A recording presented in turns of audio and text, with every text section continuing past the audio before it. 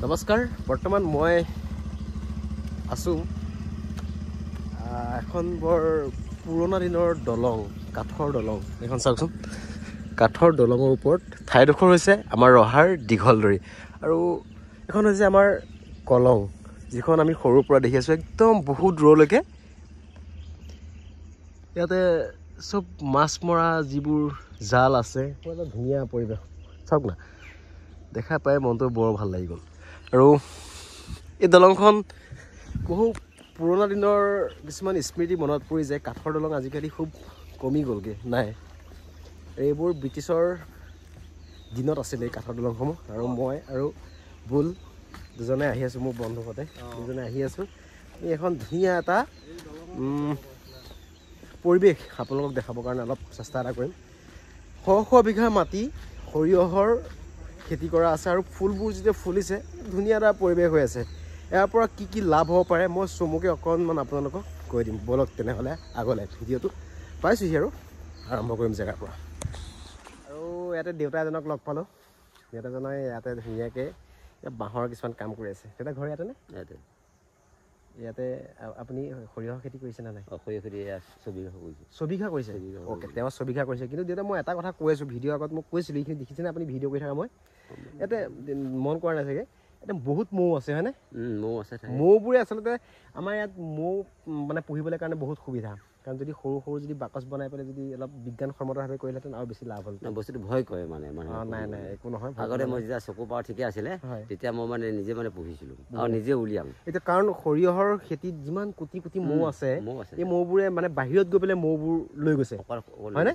ইয়াত হাজাৰ হাজাৰ বিঘা সৰিয়হ খেতি কৰিছে চাওকচোন একদম দেখা দূৰলৈকে বহুত দূৰ দেউতা ভাল লাগিছে আপুনি ছবিঘা কৰিছে ভাল লাগিছে আৰু এজন দেউতাক ইয়াতে লগ পালোঁ ভাবিলোঁ যে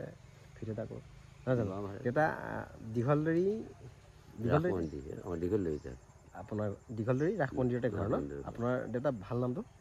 কেশৱ বৰা দেখোঁ কেশৱ বৰা ধন্যবাদ দেউতা ঠিক আছে দেই আৰু এইসমূহ যে দেখি আছে সৰিয়হসমূহ চাওক মইতো আলি আছে সৰিয়হৰ মাজে মাজে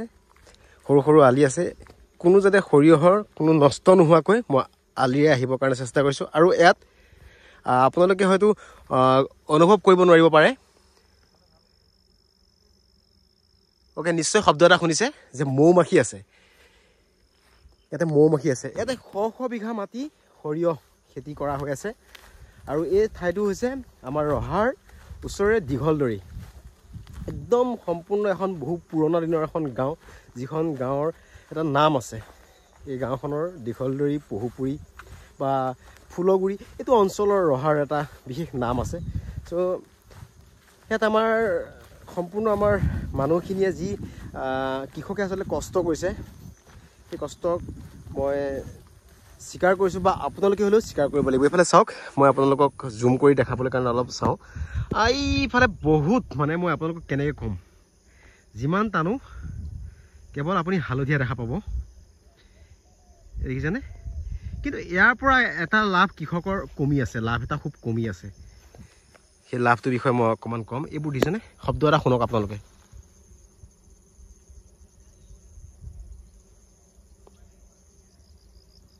শুনিছে নিশ্চয় যে মৌ মাখি আছে ইয়াত বহু মৌ মাখি আছে আৰু এই মৌ মাখিসমূহ এটা কাম কৰিব লাগিছিলে আমাৰ কৃষকসকলে আচলতে ইয়াত মৌ পালন কৰিব লাগিছিলে ইয়াত যদি বহুত হাজাৰ হাজাৰ যিহেতুকে হাজাৰ হাজাৰ বিঘা মাটি সৰিয়হ কৰিছে ইয়াত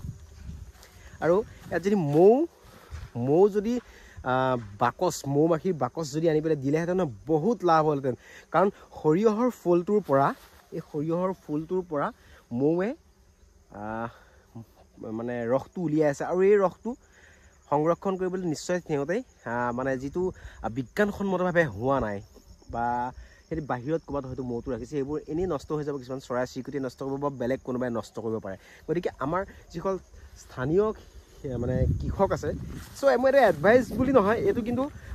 চাব চিন্তা চৰ্চা কৰি এইটো এটা ভাল কথা এটা হয় মৌ পালনটো কৰিব পৰা যায় কাৰণ মই দেখিছোঁ বাহিৰত বেলেগ ঠাইত দেখিছোঁ যে যিমান সৰিয়হ কৰে সৰিয়হৰ মাজত মৌ পালন কৰাটো সেইটো মষ্ট ইম্পৰ্টেণ্ট গতিকে আমাৰ ৰহাৰ যদি ওচৰত এতিয়াও সময় আছে যথেষ্টখিনি সময় আছে কৃষি অফিচত যদি যায় তেনেহ'লে কিন্তু ইয়াৰ পৰা অলপ যে ছাকচেছ হ'ব পাৰিব এইটো 100% চাওক কি ধুনীয়া এটা পৰিৱেশ সৰিয়হৰ মাজত মানে মোৰ বহুত আগলৈকে যাবলৈ মন আছিলে চাওকচোন কি ধুনীয়া লাগিছে ফুলবোৰ এই মৌবোৰ আছে কিন্তু এইবোৰ মৌ দেখিছেনে নিশ্চয় আপোনালোকে দেখিব কোটি কোটি মৌ আছে ইয়াত আৰু এয়া সৰিয়হ হৈছে আৰু এইবোৰ সৰিয়হবোৰ হৈছে এইবোৰ ধুনীয়া লাগিলে দেই পৰিৱেশটো সঁচাই বৰ ধুনীয়া বহুত আৰু এইফালেতো দেখিছোঁ এইফালে বহুত চাৰিওফালে কেৱল হালধীয়া এটা ধুনীয়া পৰিৱেশ ইয়াত আহিব পাৰে চাব পাৰে আৰু কৃষকসকলেও মই এইটো আকৌ এবাৰ ৰিকুৱেষ্ট কৰোঁ এই বছৰৰ যদি পাৰে এতিয়াও সময় আছে মৌ আনি পেলাই ইয়াত যদি মৌ মাজে মাজে ঘৰ বনাই দিয়া যায় তাৰ পৰা বহুত বেনিফিট হ'ব কাৰণ ইয়াত হাজাৰ বিঘা যিহেতুকে খেতি কৰিছে স্থানটো হৈছে দীঘলদৰী নদী পাৰ হৈ আহিছোঁ মই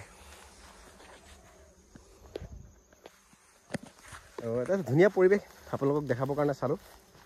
আৰু মোৰ মনৰ কথাটো আচলতে কৈ দিলোঁ তো সকলোকে ধন্যবাদ জনাইছোঁ আৰু সৰিয়হ খেতিটো বহুত মানে আমাৰ কাৰণে খুব প্ৰয়োজনীয় খেতি আৰু ইয়াৰ পৰা যিটো লাভ হ'ব লাভ হৈ আছে সৰিয়হৰ পৰাহে লাভ হৈ আছে কিন্তু মৌৰ পৰা লাভ হোৱা নাই মৌবোৰে ফুলবোৰ লৈ গৈছে মই বাৰে কৈ আছোঁ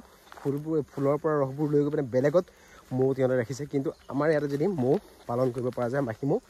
নাকামোৰে ধুনীয়া হ'ব সকলোকে ধন্যবাদ জনালোঁ আৰু দীঘলদৰী নৈ পাৰৰ পৰিৱেশটো দেখাই দিলোঁ সকলোকে আৰু ধন্যবাদ জনাইছোঁ থেংক ইউ বাই বাই লগ পাম আকৌ আন এটা ভিডিঅ'ৰ সৈতে